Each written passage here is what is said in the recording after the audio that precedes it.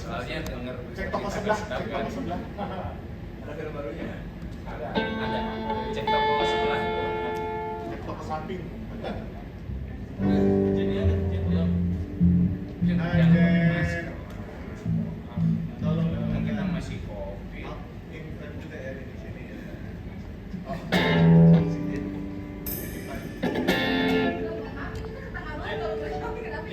Iya, kenapa nggak di sini aja sih? Fokus. Wow, keren banget. Shalom teman-teman semuanya. Panikin. Panik. Waduh.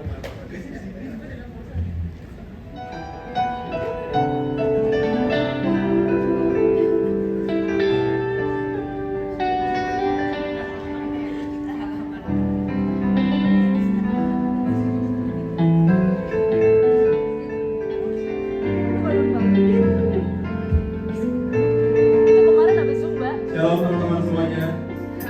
Shalom. Sebentar lagi kami akan mulai ibadah kami. Kau pimpin dari awal sampai hingga akhirnya Bapak, biar Tuhan bisa menyuruhkan hatimu Bapak menjadi lebih baik harum bagi Tuhan. Terima Tuhan di dalam nama Tuhan Yesus Kristus. Haleluya. Amin. Sama-sama teman-teman, saya dapat bagi berdiri yuk.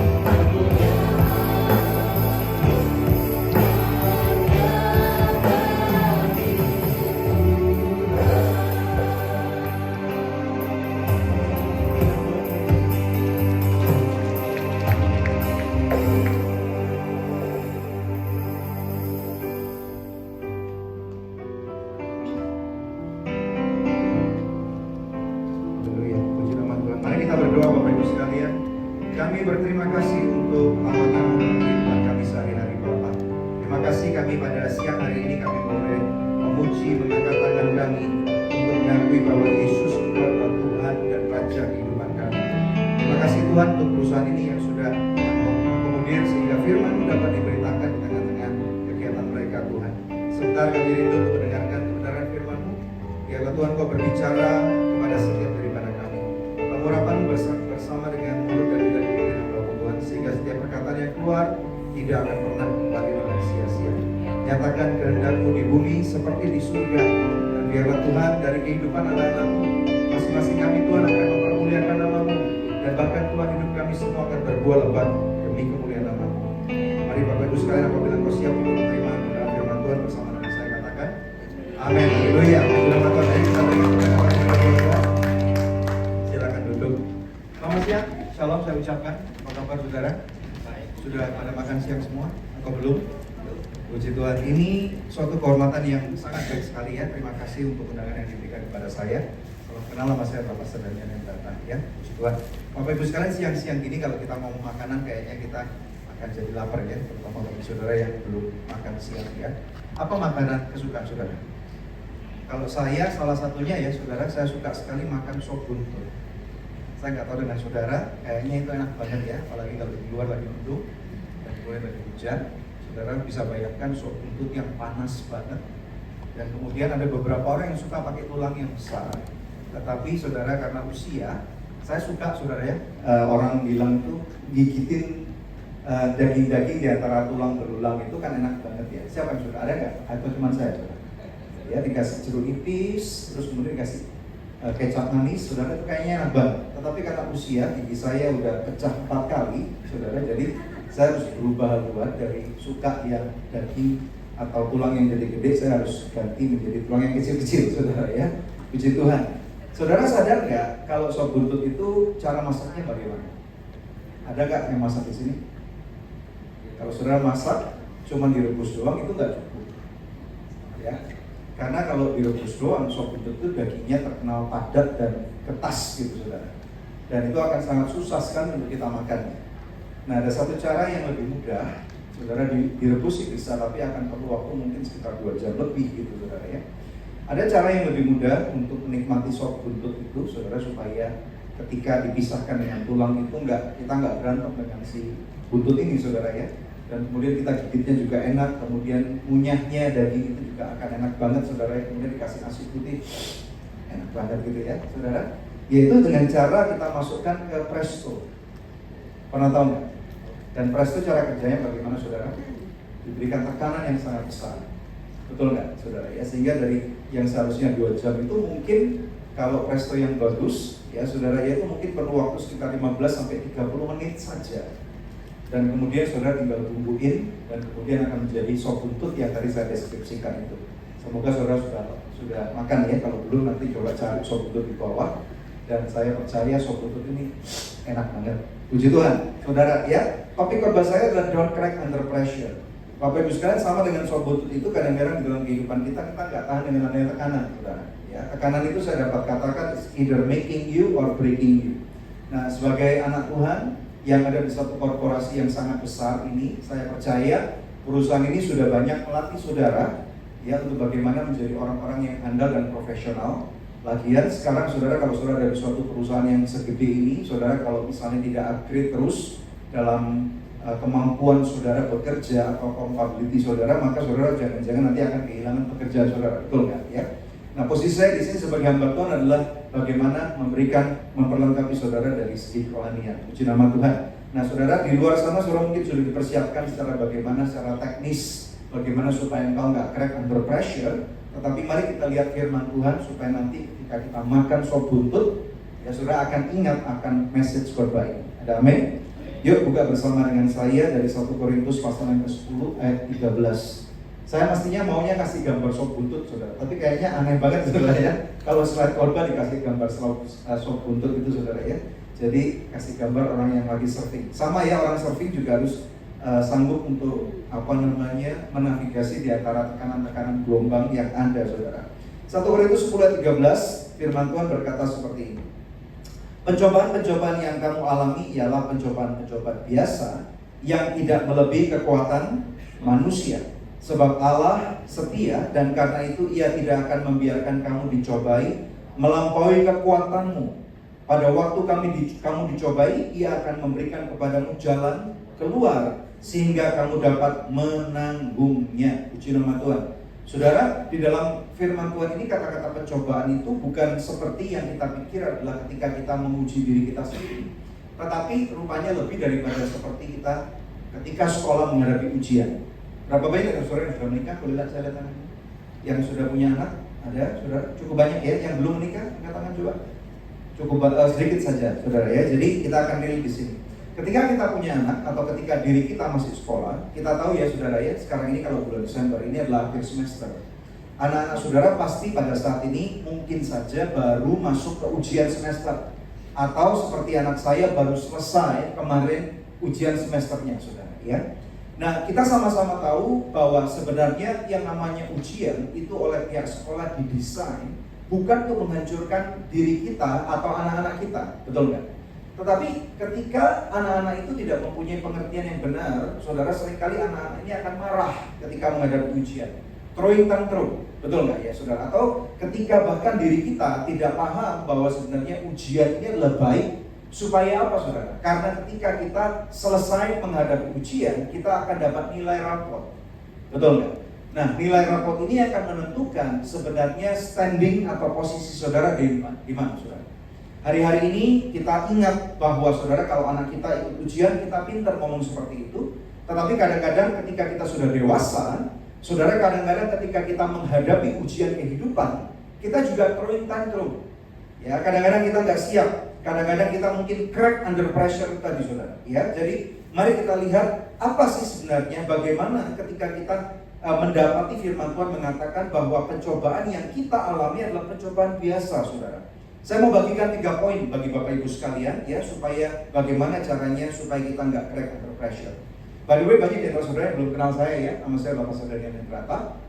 Saya membelakan sebuah gereja namanya GBI ACS saudara ya, di tempat kerja saya di Permata Hijau. Dan ada satu foto keluarga saya, minta tolong dikeluarkan. Puji Tuhan saudara, ini foto keluarga saya. Saya nikah sudah 25 tahun lebih saudara ya. Dan puji Tuhan anak kami 2, yang satu anak perempuan udah gede, udah selesai kuliah, saat ini bekerja di Singapura. Kemudian anak saya yang kedua masih relatif kecil, beda usianya 10 tahun. Dan saat ini ada bersama dengan kami di Jakarta. Dan saya bersama dengan istri saya, puji Tuhan, kami sudah melayani Tuhan secara full time lebih dari 18 tahun. Tentunya ini semua kemuliaan bagi Tuhan ya. Kalau saudara mau tahu lebih lagi, nanti saudara bisa ikutin kami apakah di YouTube ataukah mungkin di Instagram, saudara bisa lihat ya. Puji Tuhan, haleluya. Saudara, ada 3 poin yang saya bisa bagikan. Bagaimana sih supaya kita sebagai anak-anak Tuhan kita itu nggak crack under pressure. Yang pertama, kita nggak boleh lupa bahwa di dalam kehidupan kita sebagai anak Tuhan ini kita harus ingat bahwa dalam diri kita ini kita mempunyai perjanjian yang namanya keselamatan. Perjanjian ini dalam bahasa Alkitabiahnya disebut yaitu covenant. Saudara kalau bekerja di sebuah kantor, saudara pasti relate banget ya. Saudara banyak berurusan dengan kontrak-kontrak kerja. Apalagi kalau saudara bagian purchasing atau mungkin saudara bagian HRD atau yang lain-lain saudara, atau berurusan dengan vendor atau berurusan dengan perusahaan lain, saudara pasti familiar banget bahwa kontrak kerja ini sangat penting sekali. Karena dengan adanya kontrak, maka perilaku daripada kedua belah pihak, pihak satu dan pihak dua harus tunduk kepadanya. Nah saudara tahu nggak saudara bahwa keselamatan yang saudara punya itu adalah suatu perjanjian yang dalam bahasa Alkitabiahnya disebut yaitu covenant. Covenant ini nilainya atau value-nya lebih tinggi daripada yang bersifat kontrak seperti yang saya jelaskan itu. Jadi artinya apa saudara? Kalau artinya di dalam kehidupan kita sebagai anaknya Tuhan, ketika Tuhan berkata bahwa pencobaan yang kamu alami adalah pencobaan biasa, artinya apa? Tuhanlah yang mendesain dan kerap kali mengizinkan bagaimana supaya diri kita ini diuji secara berkala saudara. Ya, sehingga apa saudara? Kita tahu bahwa dikatakan oleh firman Tuhan, ciri-ciri daripada pencobaan-pencobaan yang kita alami menurut firman Tuhan adalah nomor 1, tidak melebihi kekuatan saudara. Jadi saya tidak tahu dalam pergumulan saudara pada hari ini apa. Apakah mungkin di dalam pergumulan pekerjaan yang semakin menumpuk? Ya, soalnya ketika menuju akhir tahun kan pekerjaan masih banyak nih saudara. Ya, ada yang ngejar target, ada yang harus menyelesaikan pembukuan, harus ada ngejar daripada paperwork dan yang lain-lain saudara. Atau mungkin masalah dalam rumah tangga, atau dalam pribadi saudara, atau mungkin masalah-masalah kesehatan, masalah keuangan, dan banyak lagi yang lain yang membuat semuanya itu menjadi satu terakumulasi dan kadang-kadang kepala kita mau pecah. Ya saudara ya. Namun demikian janji firman Tuhan mengatakan bahwa pencobaan itu tidak akan melebihi kekuatan kita, saudara. Ini yang harus kita aminkan. Dan kemudian yang tidak perlu kita takuti, firman Tuhan juga mengatakan sebab Allah itu setia. Saudara, dalam perjanjian yang kita punya, Tuhan menjanjikan kepada kita bahwa sekali-kali Dia tidak akan pernah meninggalkan kita, dan bahkan sekali-kali Dia tidak akan pernah mengorbankan kita. Siapa yang mau percaya ini? Ada amin nggak? Ya, saudara ya. Dan bahkan kalau kita lihat banyak sekali ayat-ayat yang mengatakan, saudara ya, terutama misalnya saya berikan beberapa contoh di sana. Ada satu ayat di dalam Roma pasal yang kelima ayat 8. Mari kita lihat terlebih dahulu, saudara. Ya. Di firman Tuhan ini dikatakan akan tetapi ini untuk menunjukkan kesetiaan Tuhan. Allah menunjukkan kasih-Nya kepada kita oleh karena Kristus telah mati untuk siapa, saudara? Untuk saudara, untuk saya, untuk kita. Ketika apa, saudara? Ketika kita masih di dalam dosa. Saudara bisa bayangkan kejadian yang pernah menimpa Tuhan Yesus secara badani 2000 tahun yang lalu lebih itu, saudara, itu masih berdampak sampai dengan sekarang. Jelas saja, tidak ada satupun di antara kita yang 2000 tahun yang lalu sudah lahir. Percaya katakan amin, betul ya saudara ya? Tetapi saudara ya, bahkan ketika saudara dan saya mungkin saja dulunya masih hidup dalam dosa, masih saja mungkin masih keras kepala, mungkin gak mau dengar firman Tuhan, saudara, mungkin masih mengandalkan kekuatan sendiri, mungkin mempunyai masa lalu yang kelam, ya mungkin kita masih naik turun sebagai orang Kristen. Tetapi saudara, firman Tuhan sudah mengatakan Kristus itu loh sudah memilih mati buat saudara dan saya, bahkan ketika kita masih berdosa. Apalagi kalau saudara ya dikatakan bahwa kita sekarang sudah mencari Tuhan, belajar untuk mentaati kebenaran firman Tuhan. Sebenarnya apa sih yang saudara takuti?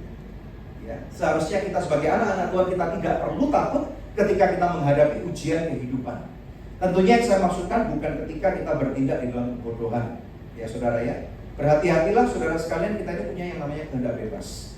Kehendak bebas itu adalah suatu fitur yang very powerful banget. Karena apa saudara? Kehendak bebas ini berurusan dengan perilaku kita yang berasal daripada hati dan juga pikiran kita.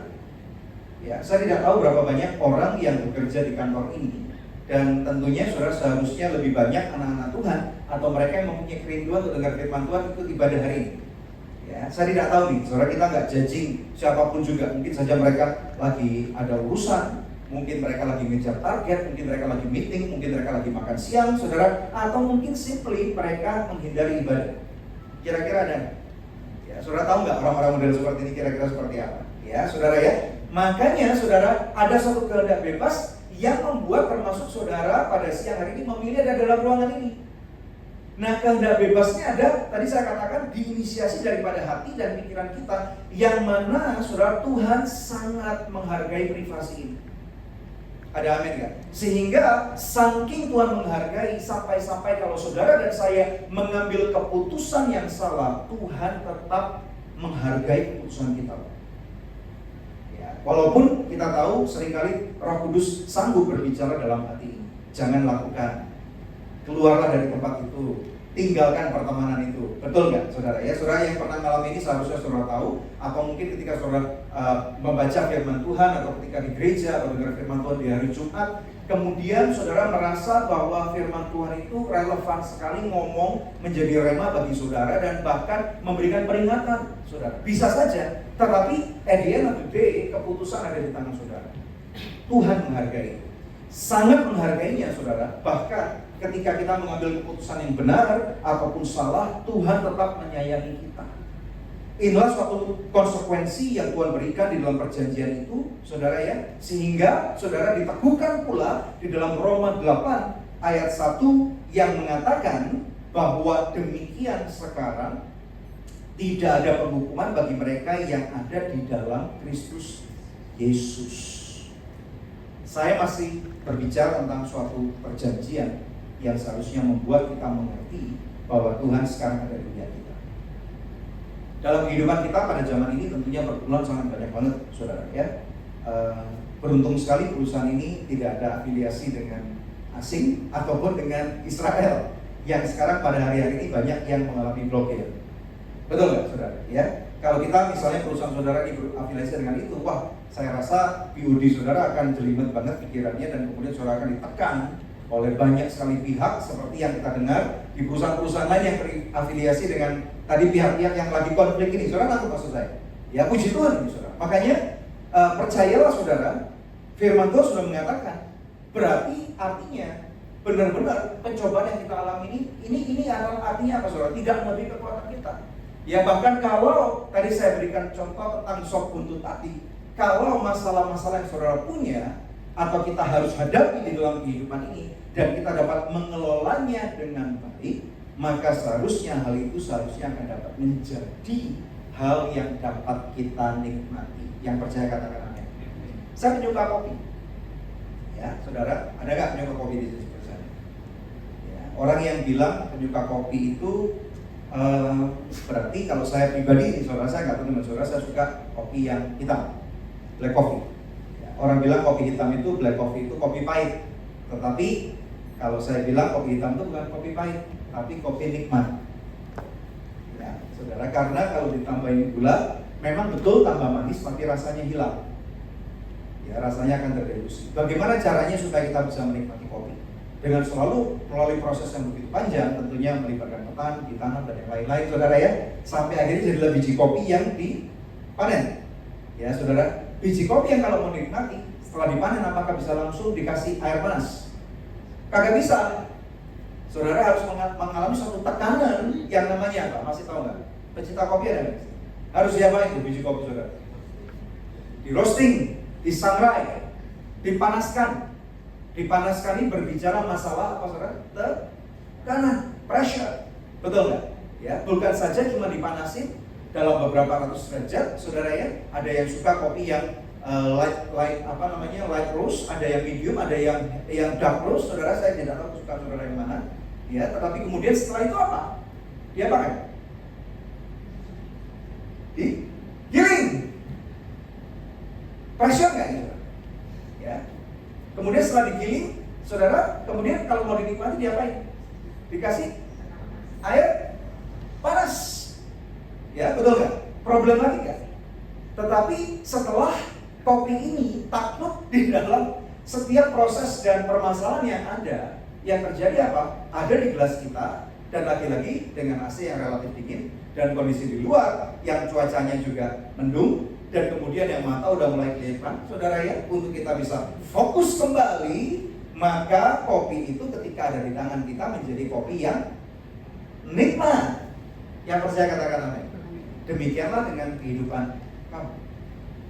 Sekali lagi saudara, proses dalam kehidupan ini kita harus identify. Saya percaya itu, saya percayakan proses. Ya, kadang-kadang walaupun ketika kita percayakan proses, kadang-kadang kita berpikir, Tuhan kapan proses hidupku selesai? Capek dan Tuhan diproses terus. Tetapi saya berharap dari apa yang firman Tuhan katakan kepada saudara pada siang hari ini, kita menjadi orang-orang yang berani untuk menghadapi tantangan kehidupan ini, saudara. Karena ketika prosesmu belum selesai, maka saudara, Tuhan pun tetap tidak akan pernah meninggalkan saudara. Dan kerinduan Tuhan adalah supaya apa? Supaya saudara dan saya serupa dan segambar dengan Dia. Yang percaya katakan amin. Ingat, ketika engkau under pressure, ketika engkau bermasalah dalam kehidupan, termasuk katakan termasuk ketika saudara jatuh dalam dosa, apakah kasih sayang Tuhan kepada saudara berkurang? Tidak, katakan tidak. Ada amin? Ya saudara, kalau saudara punya anak, seharusnya saudara mengerti ini. Kalau anak kita bermasalah mencahin vas bunga kesukaan saudara, marah nggak? Saudara pasti marah. Saya rasa orang tua yang aneh kalau berkata, nggak apa-apa nak, pecahin lagi. Ini mama papa masih punya 2. Ini harga cuma 100 juta, pecahin aja, nggak apa-apa. Yang ini 300 juta. Apakah gitu saudara? Tidak mungkin. Orang tua pasti marah. Tetapi di dalam kemarahan, orang tua yang mencintai anaknya seharusnya akan berkata, nak, walaupun papa marah sama kamu, tetapi kamu perlu tahu bahwa sebenarnya papa mama lebih cinta kamu daripada cinta vas itu. Yang 100 juta yang kau pecahkan itu nak. Betul nggak? Saudara, halo, nangkep gak? Kalau kita gagal untuk mengerti hal ini, jangan-jangan kita hajar anak kita, saudara, kemudian kita japrak, kita maki-maki, kita kutuki anak kita, yang membuat anak kita menjadi apa saudara? Tertekan, dan kemudian anak kita akan crack under pressure. Garet, nangkep gak? Bapak Ibu saudara? Tadi pagi saya datang ke sekolah anak saya karena dia lagi merayakan Natal di sekolahnya bersama dengan sekolah dan teman-temannya, saudara ya. Dan salah satu alasan kenapa saya dan istri saya datang ke sana karena ada drama Natal yang dimainkan oleh anak saya. Ya saudara ya. Dan anak saya dari tadi pagi bilang, "Mami, Dedi nggak usah ikut lah, nggak apa-apa. Karena toh udah direkam. Karena ada green screen apa dan yang lain-lain, saudara ngerti lah ya. Dan kemudian udah direkam, jadi bukan live performance. Jadi untuk apa sih ikut?" Saudara, tapi istri saya bilang, "Enggak, Mami Dedi tetap mau ikut because we want to support you, because we love you." Gitu, saudara. Rupanya di balik semua omongan yang dia ini, saudara, dia itu malu karena tampil dan dia dapat peran yang keren, saudara, jadi Yusuf. Ya, saudara ya, kan istilahnya peran utama ini ya, kalau jadi Maria, jadi Yusuf, kalau jadi bayi Yesus kan nggak bisa ada yang perankan, saudara ya, nangkep kan? Jadi dia dapat peran jadi Yusuf. Dan kemudian dia harus dipakein jenggot palsu gitu, saudara, mukanya dilukis. Dan kemudian saudara dia di video. Saudara tahu apa yang terjadi sebelum drama itu dimainkan? Saudara, kami duduk di auditorium yang sekitar lebih luas sedikit dari ini, saudara ya. Kami duduk di bagian belakang dan itu dekat dengan WC. Anak saya masuk WC. Kita nggak tahu kenapa saudara dia masuk WC. Tapi ketika acara berlangsung dia nggak mau keluar. Istri saya bilang, kayaknya dia malu nih anak nih, saudara ya. Jadi benar juga, saudara, acara berlangsung dan itu kemudian dramanya memang nggak terlalu lama karena let's say about 15 minutes gitu, saudara ya. Dan menit kelima, saudara, saya masuk ke kamar mandi, mana nih anak? Nggak ada, saudara ya. Di kamar mandi dan rupanya dia sembunyi di dalam toilet kampusnya itu, saudara, dia kunci. Saya ketok-ketok, namanya James, keluar dong James gitu. Nggak mau, dia bilang gitu. Ya, teman gua akan ngolok-ngolok aku gitu, saudara ya. Jadi ini rupanya tekanan dalam kehidupan. Can you relate with this? Saudara bisa relate nggak? Ya, saudara, dan kemudian ya karena saya, James keluar, nggak apa-apa, dan kami di sini. Ya, nggak mau gitu. Jadi saya tinggal, saudara, benar juga, saudara, dia nggak mau. Kemudian saudara ya, 5 menit kemudian saya masuk lagi karena udah hampir bubar nih, saudara. James keluar. Kemudian saya pakai handphone saya lihat.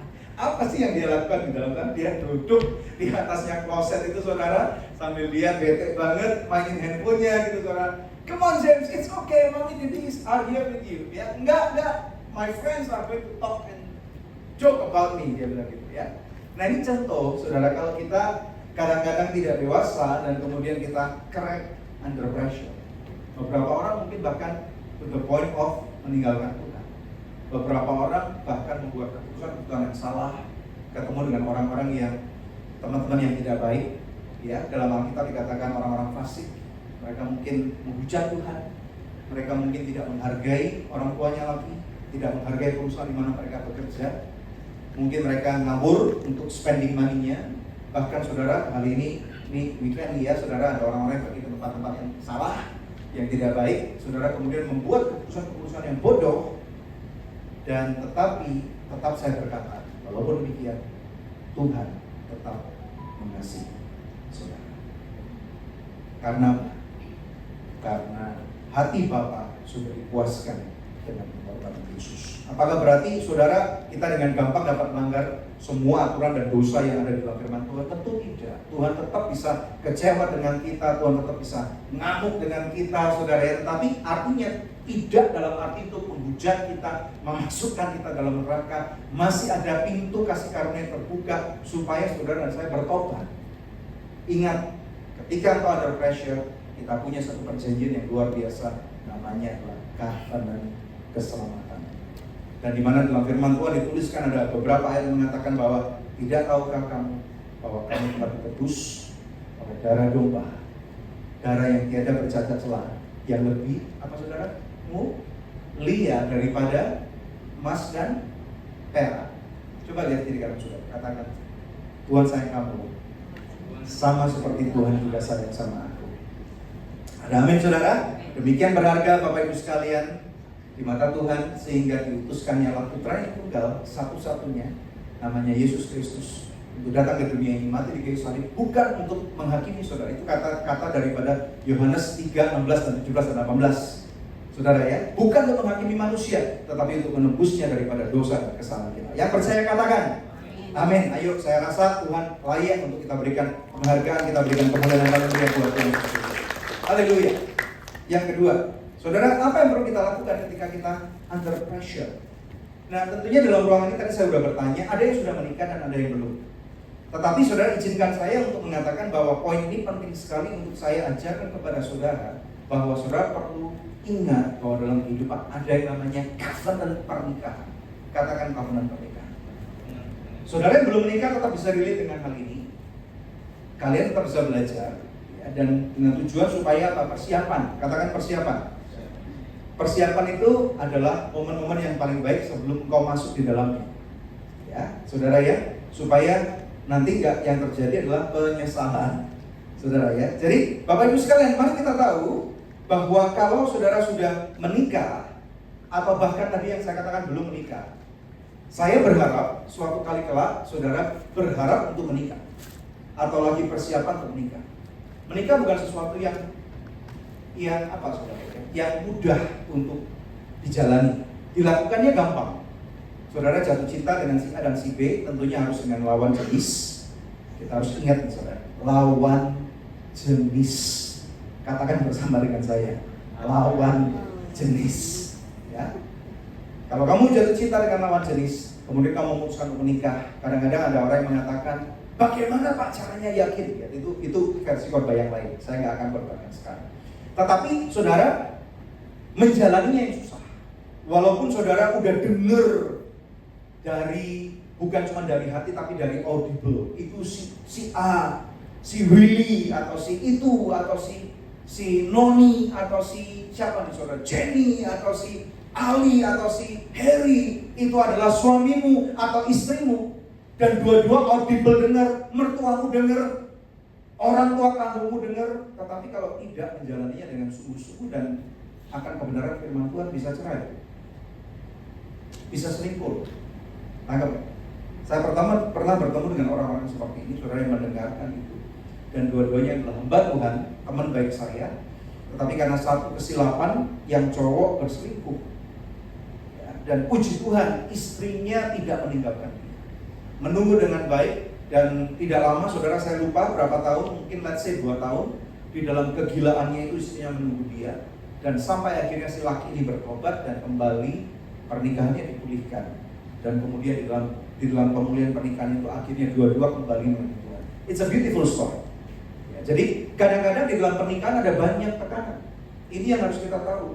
Di dalam kehidupan juga ada banyak tekanan. Makanya saudara, ini yang saya mau khotbahkan kepada saudara. Penting sekali bagi pasangan hidup saudara yang sudah menikah, untuk ketika kamu lagi bermasalah, yang perlu kita sadari adalah suamimu atau musuhmu ini bukan lawan kamu. Kadang-kadang kita jengkel dengan suami ataupun istri kita, dengan pasangan hidup, dengan anak-anak kita juga. Tapi ini khusus saya kontekskan untuk pernikahan suami dan istri, bukan anak-anak. Kadang-kadang kita pikir melihat mereka sudah seperti musuh. Ya saudara, kadang-kadang seperti itu, saking jengkelnya.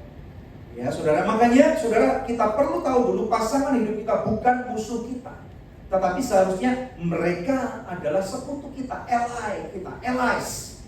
Ya, itu sekutu kita. Saya punya satu teori dan konsep bahwa pernikahan ataupun kehidupan itu layak dijalankan seperti sebuah permainan. Ya, bukan permainan untuk kita kemudian ngawur, saudara, tapi sebuah game. Kalau saudara tahu game basketball, volleyball, atau PUBG, ataupun apapun juga saudara ya, gobak sodor, saudara, atau biliar, semua ada peraturannya, atau soccer, ya saudara. Kalau kita mengerti akan peraturan dan kemudian kita mengerti peran dan fungsi kita masing-masing, saudara, makanya peraturan-peraturan kalau dalam sepak bola seperti offside, seperti penalti, seperti kartu kuning, kartu merah, saudara, itu bukan supaya saudara nggak main dengan maksimal, anggap nggak? Tetapi orang-orang yang bisa mengerti peraturan itu dan mereka bermain di dalam peraturan itu dengan baik, akan ada orang-orang hebat. Kalau di Indonesia, saudara, saya tidak tahu siapa jago pemain Indonesia sekarang, tapi kemarin saya lihat bahwa ada seorang pemain yang lagi diboyong ke Indonesia, namanya Raja Nainggolan. Ya, saudara pernah dengar ini? Raja Nainggolan itu adalah orang keturunan Batak berarti ya, saudara ya, dan dia udah main di Piala Dunia, udah main di FC kalau nggak salah Juventus, di Roma, dan sebentar lagi ini main di Bayangkara, saudara. Ya, saya nggak tahu Bayangkara itu apakah berhubungan dengan kepolisian atau tidak. Atau ada orang-orang hebat namanya kayak Messi, kayak Ronaldo, saudara. Apa yang membedakan mereka? Apakah memang mereka hanya karena purely superhuman? Bukan cuma itu, tetapi mereka mengerti peraturan dan mereka bermain dalam peraturan itu. Demikian pula dalam pernikahan, saudara. Pernikahan tidak mudah. Ya, saudara, tanyalah kepada orang-orang yang bukan baru cerai atau udah cerai 3 kali atau 5 kali, saudara, tetapi tanyakan kepada orang tuamu atau hamba Tuhanmu atau orang yang saudara hormati dan hargai yang sudah menikah lebih daripada 20 tahun, lebih daripada 30 tahun, lebih daripada 50 tahun. Apakah pernikahan mudah? Dan saya yakin tidak ada satupun yang akan ngomong bahwa pernikahan itu mudah. Mereka akan ngomong pernikahan susah. Saya pernah kenal seorang hamba Tuhan, saudara, dari Australia. Waktu itu saya ngomong sama dia, kadang-kadang kalau kita jengkel sama istri atau suami, kadang-kadang kita bisa berantem, kadang-kadang sampai naik hitam, termasuk hamba Tuhan. Kadang-kadang tertantang untuk, lu mau apa sekarang? Kalau lu mau apa, gua jadiin. Termasuk dalam arti, coba lu ngomong deh cerai. Kita cerai deh. Ada yang pernah ngalamin gini deh? Atau di PD Smartfren ini semuanya pernikahan baik-baik saja? Belum? Oh, belum menikah? Atau belum sampai sana? Oh, belum kejadian. Dan kemudian saya tahu hamba Tuhan yang jauh lebih senior daripada saya itu ngomong apa? Kamu tahu dalam pernikahan saya? Saya pikir kan nasihatnya keren banget gitu. Dia bilang, bukan cuma gua mau ceraiin istri gua hampir bunuh istri gua. Dia bilang, udah kepikir lu berkali-kali, gitu. Kalau nggak ingat bahwa itu adalah orang yang dia cinta, mungkin udah dicekek, atau mungkin udah ditikam, atau udah dicelupin air. Ya, saudara ya. Jadi artinya inilah lika-liku kehidupan. Ada tantangan-tantangan, makanya itu untuk tidak sampai terjadi seperti itu, kita perlu suami istri itu berdoa bersama-sama. As simple as that, berdoa bersama-sama. Untuk berdahkan diri kita kepada Tuhan, kepada yang punya kehidupan, yang mengizinkan saudara dan istrimu bertemu bersama-sama, jatuh cinta sama-sama.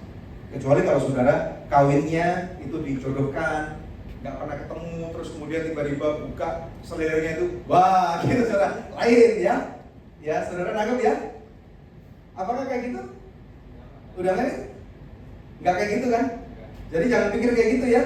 Ya saudara ya, wah gitu. Ya beruntunglah kalau misalnya matanya ada 2, hidungnya ada 2 bolongnya saudara, giginya komplit gitu, nggak bogang gitu saudara. Kan kalau zaman dulu kakek nenek kita kayak gitu saudara, nangkep nggak ya? Bahkan kakek nenek saya juga kayak gitu. Ya kalau nggak salah kurang seminggu baru dikenalin saudara. Ya dan dia harus mau, tapi mereka menikah komitmennya itu sampai mati. Kita yang pacaran sendiri dijodohin kagak mau saudara ya, yang kemudian punya cita-cita sendiri. Orang tua bilang nggak boleh, lu jangan menikah dengan si itu, mama papa kolot, maunya apa, ini kan pilihan hidup gua. Dibawa ke Pak Pendeta, ibu pendeta di konseling, nggak bisa, ini dari Tuhan. Udah menikah, kemudian saking ributnya saudara, mereka yang boleh berkata ini bukan dari Tuhan gitu saudara. Ya dulu diingetin bahwa ini mungkin nggak cocok, ini bukan dari Tuhan, tapi keras kepala, keras hati saudara, dan mengambil keputusan. Ini yang tadi saya bilang bahwa Tuhan menghargai keputusan free will kamu. Nangkep ya saudara ya? Ya, Tuhan menghargai itu. Tetapi kalau kamu sudah ambil, berkomitmenlah dalam hal itu. Termasuk terutama dalam hal pernikahan ini. Kita perlu belajar berkomitmen. Karena apa saudara? Karena pernikahan itu bukan idenya kamu, bukan idenya kita, tapi idenya Tuhan. Kemudian yang kedua, berkomunikasilah secara jujur dan terbuka. Saya ajarkan kepada Bapak Ibu sekalian bahwa komunikasi itu dalam pernikahan adalah seperti pagar yang melindungi rumah. Ketika tadi saya mau masuk di depan perusahaan saudara, itu ada satpamnya, ada pagarnya saudara ya, dan memastikan bahwa yang masuk ke tempat parkir atau ke halaman properti Smartfren ini ada urusannya dengan perusahaan ini. Tadi saya sudah dikasih kode saudara ya, bagaimana ngomongnya, nanti masuknya lewat mana saudara. Kalau enggak, itu kan komunikasi. Willy komunikasi dengan saya, Pak Heri komunikasi dengan saya. Kalau enggak, gimana saya tahu? Saudara anggap enggak? Halo, demikian pula di dalam pernikahan kamu. Lagi-lagi ya, yang belum menikah ini belajar saudara ya. Kalau kamu lagi pacaran, komunikasikan dengan baik. Jangan disimpan-simpan, ditutup-tutupin. Ya, bila perlu, saudara kalau ketemu suatu waktu janjian ngedate makan malam, gua bawa lu ya ke misalnya fine dining. Terus kemudian si cewek coba gak usah make up, tampil apa adanya. Inilah wajah saya, gitu saudara ya. Bisa terima nggak? Jangan-jangan nanti kalau udah malam pengantin, udah semuanya dihapus. Siapa lu? Gitu saudara ya. Karena apa saudara? Ya saudara. Karena kadang-kadang saya lihat beberapa mall, semua cewek model make upnya sama. Ya, semua sama, potongan rambutnya sama. Ya, saudara kalau ke mall-mall yang elit-elit itu semua tasnya sama. Warna sepatunya mirip, gila banget bos. Gitu. Jadi kadang-kadang kita perlu berani jujur terbuka siapa diri kita. Apa yang kita alami. Kalau kamu percaya kepada suamimu atau istrimu atau kepada minimal kepada calon pasangan saudara atau yang mungkin bahkan sudah engage, saudara udah tunangan, terbukalah. Maaf, yang belum nikah bukan terbuka bajunya ya, tapi terbuka dalam komunikasi.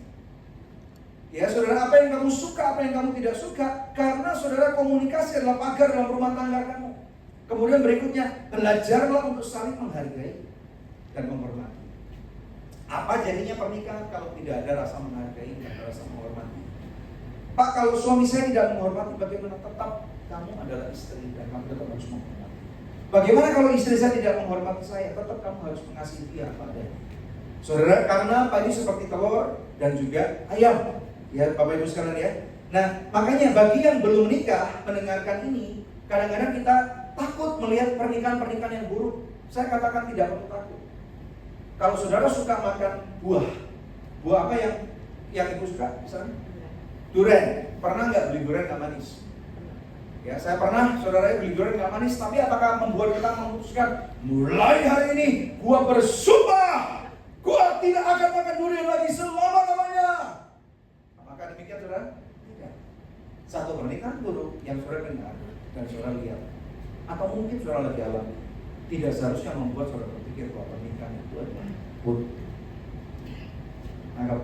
Karena apa? Pernikahan adalah idenya Tuhan yang didesain oleh Tuhan. Jadi kalian yang belum nikah, dengar baik-baik. Daripada kamu sibuk mencari pasangan yang tepat, kenapa kamu tidak belajar mempersiapkan dirimu untuk menjadi orang yang tepat? Sehingga ketika nanti Tuhan bawa calon pasangan itu untuk ada di dekatmu, ya, saudara tidak perlu lagi mulai dari nol. Ada amin enggak, saudara? Ya. Lagi-lagi persiapan yang terbaik adalah ketika saudara belum masuk di dalamnya. Kalau sudah masuk bagaimana Pak? Gak apa-apa, belajar. So, nanti kita akan lihat poin yang ketiga. Yuk kita lihat satu ayat dulu sebelum kita masuk poin yang ketiga. 1 Petrus 3:7. Demikian juga kamu, hai suami-suami, hiduplah bijaksana dengan istrimu sebagai kaum yang lebih lemah. Hormatilah mereka sebagai apa, saudara? Teman pewaris dari kasih karunia, yaitu kehidupan, supaya doamu jangan terhalang. Ingat, ada covenant dalam pernikahan. Pernikahan itu bukan cuma you berdua tanda tangan janji nikah di hadapan pendeta, di hadapan catatan sipil atau di KUA, saudara. Even pada waktu saudara dulu belum percaya kepada Tuhan dan kamu menikahnya secara siri, secara KUA, tidak semata. Tuhan menghargai pernikahan. Titik. Ada amin. Ya saudara ya. Dan kita harus sama-sama menghargai baik suami ataupun istri. Karena apa, saudara? Karena pernikahan covenantnya itu tidak seharusnya dipecahkan karena perceraian ataupun karena ketidaksukaan. Ya, cuma boleh satu sih sebenarnya, karena perselingkuhan. Ya, Tuhan Yesus dengan jelas mengatakan itu. Tetapi bahkan walaupun demikian, Tuhan mengatakan kalau bisa jangan bercerai.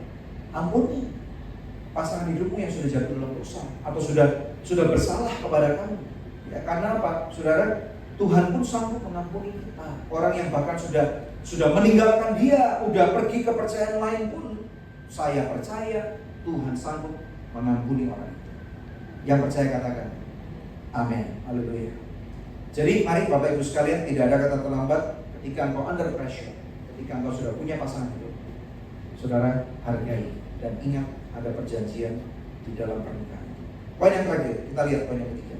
Ketika kamu under pressure, lihatlah masalah sebagai kesempatan.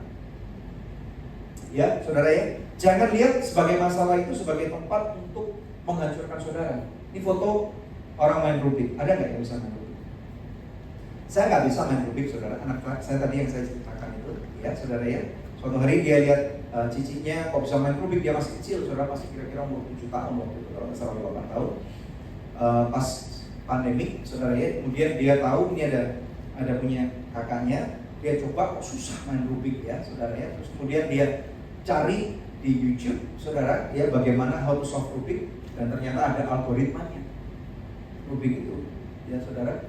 Dari kayaknya 2 jam atau 3 jam gitu nyelesain satu Rubik, 3x3 itu saudara, 3x3. Sekarang anak saya yang cowok itu best record dia 14 detik. 14 detik. Saudara boleh apain aja, nggak masalah ternyata. Saudara tahu nggak? Mau saudara mau puter-puter atas bawah selama tidak dirontokin ya, saudara ya. Ya, selama nggak dirontokin itu saudara mau puter apa aja ternyata ada rumusnya. Nah makanya itu, jadi dia pelan nantang, ayo coba dari diputer gitu ya, scramble it, ya saudara, dan itu akan bisa, bahkan kita ikutkan dia kejuaraan, saudara. Ya walaupun belum sampai pernah juara, belum pernah. Ya, juara dunianya itu 2 detik, saudara. Buset, gitu 2 detik, benar 2 detik. Dan anak saya bilang, oh itu mungkin karena kebetulan, karena pas algoritmanya dia dapatnya gampang banget, dan itu kalau perlombaan, saudara ya. Si wasitnya akan bawa Rubik yang mereka udah bawa ke ruangan wasit dan udah di scramble di sana, ditutup, dibawa ke depan ini, saudara, kemudian dibuka dan kemudian mereka dikasih waktu kira-kira 30 detik untuk memperhatikan, terus kemudian taruh, baru timernya jalan. Dan itu mungkin dia bilang pas scramble-nya dapat yang gampang, bisa juga. Lagi-lagi poin yang ketiga, melihat masalah bukan untuk menghancurkan saudara. Masalah apapun juga. Nah, bagaimana caranya kita bisa seperti itu? Ya, saudara ingat tadi kita punya perjanjian keselamatan. Ya, kalau saudara mau supaya engkau tidak crack under pressure, tetapi engkau bisa ride the wave, ya saudara ya, maka yang terjadi saudara harus mengerti apa yang Tuhan kehendaki dalam kehidupan. Bagaimana caranya supaya punya iman? Iman timbul daripada pendengaran akan firman Kristus, firman Tuhan. That's it. Nah saudara, makanya kita perlu mengetahui sekali bahwa contoh ini ya, contoh Alkitabiah sekali. Ya, di dalam Alkitab juga sama seperti itu. Suatu hari ada seseorang yang disuruh bapaknya untuk pergi ke medan perang, untuk melihat kakak-kakaknya. Coba lihat kakak lu udah mati belum? Atau masih hidup? Nih bawain makanan. Ya, kemudian anak kecil ini pergi ke medan perang. Dia taat kepada bapaknya, bawain makanannya untuk lihat kakaknya. Ternyata saudara, kakaknya gak seneng banget. Karena ini apa sih? Adik kecil ini, lu mau tahu aja, lu tinggalin mana kambing domba ini? Sama siapa? Saudara tahu siapa yang saya ceritakan ini? Daud. Ketika kejadian apa? Goliat. Anggap saudara ya. Jadi ketika itu saudara, Goliat lagi ngolok-ngolok, ayo orang Israel gitu ya, maju lo kalau berani, 1 lawan 1 aja, kagak usah ribut-ribut. Kalau gua kalah, semua kita orang Filistin akan ada menjadi budak. Kalau lo kalah 1 orang, lo akan jadi budak kita. Wah, gemetar saudara. Semua orang Filistin termasuk Raja Saul gemetar. Jadi 1 orang. Namanya apa? Siapa? Daud. Daud justru melihat ini kesempatan.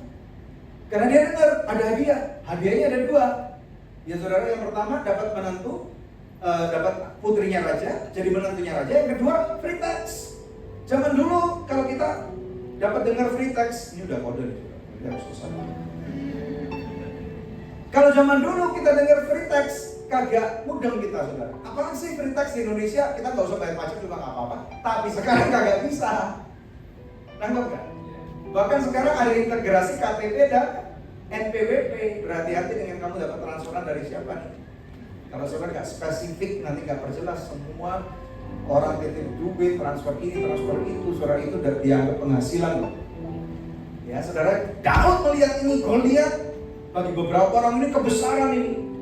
Bagaimana menaklukkannya? Tapi Daud melihat bahwa ini musuh gede banget, batu kecil aja boleh lemparin tower kena nih. Nangkap nggak Bapak Ibu? Jadi sikap hati menentukan. Bagaimana caranya supaya kita bisa punya hati yang baik? 2 menit lagi boleh kan? Boleh ya, Bel? Oke. Bagaimana caranya? Maka saudara mau nggak mau harus punya kesempatan atau kemauan untuk memperbaiki diri, upgrade. Saya tidak tahu saudara pakai handphone apa, apakah Android atau iOS, ya masing-masing punya fans. Tetapi kalau saudara ngerti, seharusnya saudara pasti akan selalu mau upgrade software. Nangkep kan? Dan kalau udah beberapa tahun, apalagi saudara di smartphone ya, pasti ngerti apa yang saya ngomongkan. Betul ya? Dan bahkan ada beberapa yang produk yang udah mungkin udah 5 tahun, pabriknya udah nggak kasih upgrade lagi. And itu menunjukkan it's time for you to move on, to purchase a new handphone. Betul nggak? Nangkep ya saudara ya? Nangkep ya? Karena kalau udah nggak relevan, saudara bagaimana dengan dirimu, hatimu, kerohanian, skillmu? Ya. Jadi orang Kristen apakah kita perlu upgrade diri? Sangat perlu. Coba lihat. Kapan terakhir saudara menghadiri seminar-seminar, konferensi-konferensi? Bukan cuma yang diadakan oleh gereja, tetapi yang sifatnya non-gereja. Saya sarankan saudara, minimal setahun sekali, saudara harus menghadiri konferensi yang berhubungan dengan pekerjaan saudara atau field saudara, expertise kamu. To sharpen your edge. Yang kedua, saudara harus mau untuk ikut seminar-seminar di gereja. Kalau gerejamu nggak ada, cari di Jakarta ini tempatnya seminar saudara. Ya, kalau udah bulan 7, bulan 8, bulan 9, bulan 10, banyak seminar di Jakarta. Seminar gereja ikutin minimal 1 untuk pekerjaan sekulermu. Yang kedua, ikuti 1 untuk kerohanian kamu. Itu wajib. Dan kemudian kalau bisa baca buku. Kapan terakhir baca buku? Apa malas orang Indonesia kagak mau baca buku? Makanya orang Indonesia ngomongnya saudara kagak ada yang baik. Apa kita mau stereotipin kayak gitu? Gak bisa kan saudara? Ya. Kemudian yang berikutnya, bagaimana supaya kita bisa melihat kesempatan itu adalah bukan menghancurkan kita. Cek kawanan kamu siapa. Ya, kalau kawanan kamu adalah orang-orang yang pecundang, orang fasik, orang yang gak takut Tuhan, orang yang selalu mau menang sendiri, orang yang egois, orang-orang yang selalu pakai narkoba, orang-orang yang selalu pergi ke panti pijat plus-plus, orang-orang yang swingers, orang-orang yang suka seks bebas. Saudara, saya nggak heran kalau kita akan somehow ketularan cara berpikir, minimal cara berpikir, baru kemudian ke perilaku. Tetapi kalau saudara memilih kawanan-kawanan dengan baik, ya, firman Tuhan mengatakan apa untungnya kalau gelap dengan terang bersatu. Kita boleh berteman dengan siapapun juga, tetapi pilihlah kepada siapa saudara akan dengar dan duduk minum kopi bareng. Kemudian tukar ide, tunggu dulu. Kalau cuma sebatas pekerja, oke. Tetapi kalau sharing kehidupan, tunggu dulu. Saudara harus punya pagar yang sehat. Yang terakhir, saudara harus punya personal encounter dengan Tuhan. Kalau saudara nggak punya personal encounter dengan Tuhan, apapun yang dikorbankan, saudara, saya rasa hari-hari ini adalah saat-saat yang tidak mudah bagi kita semua untuk even hidup di Jakarta. Ngadepin macet aja saudara, kepala kita mau pecah. Betul. Ngadepin pekerjaan, tagihan, apalagi kalau udah kena pinjol dan yang lain-lain, kayaknya udah mau pecah. Ayo anak-anak Tuhan, kita percaya bahwa Tuhan baik. Saudara diberkati, saya berharap saudara diberkati dan saya berdoa biarlah apa yang saya bagikan ini boleh menjadi berkat buat saudara. Saudara, saya bawa sebuah buku ya, nanti kebetulan. Kalau saudara mau baca buku ini tentang pernikahan, judulnya Love Revolution. Nanti saudara bisa dapetin di sana, saya bawanya sedikit banget. Dan buku ini saudara bisa baca baik yang belum nikah ataupun yang sudah menikah. Harga buku ini retailnya 100.000. Ya, saudara. Tetapi kalau saudara nanti merasa 100.000 Pak, ini kemahalan, saudara boleh tabur berapapun juga, minimal 50.000. Retailnya 100.000. Dan dari penjualan ini nanti kami gunakan untuk membantu menyekolahkan anak-anak yang kurang mampu, saudara. Dan puji Tuhan, saya juga punya podcast ya. Yang ini saudara tinggal foto, nanti ada QR-nya untuk istri saya, saudara ya. Kami buat podcast namanya Love Revolution. Saudara nanti bisa ikutin, simak dari YouTube. Ya. Kami juga punya program lain namanya Good News. Saya nggak tahu saudara pernah tahu atau enggak. Jadi kami ada di media. Semoga apa yang kami siapkan bagi masyarakat, termasuk bagi saudara ini boleh berbicara dan ikut saudara. Ini gratis. Ya, saudara tinggal scan, nanti saudara tinggal lihat ada topik-topik yang menarik. Dan semoga ini menjadi berkat buat saudara. Amin. Don't crack under pressure. Pressure kalau kita gunakan dengan baik akan bisa kita nikmati. Ayo kita berdoa. Terima kasih untuk berkat-Mu. Kami berdoa dalam nama Bapa dan Putra dan Roh Kudus. Firman-Mu telah dikhotbahkan. Dan biarlah apabila anak-anak tahu bahwa dalam kehidupannya ada banyak pergumulan. Saudara, kalau kau tahu bahwa apa yang saudara terima dalam firman pada siang hari ini berbicara langsung kepada hati. Saudara boleh angkat tangan di mana kau berdiri. Saya rindu sekali berdoa untuk saudara. Saya tidak tahu pergumulan saudara apa, tapi saya berdoa biarlah kau bahkan sanggup menaklukkan pergumulan. Ingat firman Tuhan yang tadi kita baca. Pencobaan-pencobaan yang kamu alami bukanlah pencobaan yang melebihi kekuatan kamu sebagai manusia, tetapi diizinkan oleh Tuhan. Tuhan itu setia. Dan bahkan seringkali kita nggak sadar bahwa sudah ada jalan keluar yang Tuhan persiapkan. Tuhan berikan kelegaan buat anak-anak. Biarlah pressure ini bukan untuk menghancurkan kami, tetapi kami mau ride the wave. Kami mau menikmati hasil daripada pressure ini, supaya kami boleh menjadi dupa yang harum di hadapan. Hidup kami boleh menjadi aroma yang segar, yang manis, mempermuliakan nama. Keuangan kami, pernikahan kami, sikap hati kami, pilihan-pilihan kami, pertemanan kami, dan bahkan pekerjaan kami. Di dalam nama Bapa, Putra, dan Roh Kudus, dalam nama Tuhan Yesus Kristus, memberkati Bapak Ibu sekalian. Dan biarlah apa yang kau kerjakan, Tuhan buat berhasil. Dan selama ada tantangan, berarti di situ ada kasih karunia Tuhan yang menyertai saudara. Aku memberkati saudara, aku memberkati pernikahan, memberkati engkau secara pribadi, dan bahkan aku memberkati perusahaan ini. Biarlah perusahaan ini terus diberkati oleh Tuhan di dalam nama Tuhan Yesus Kristus. Yang percaya katakan amin. Terima kasih Tuhan.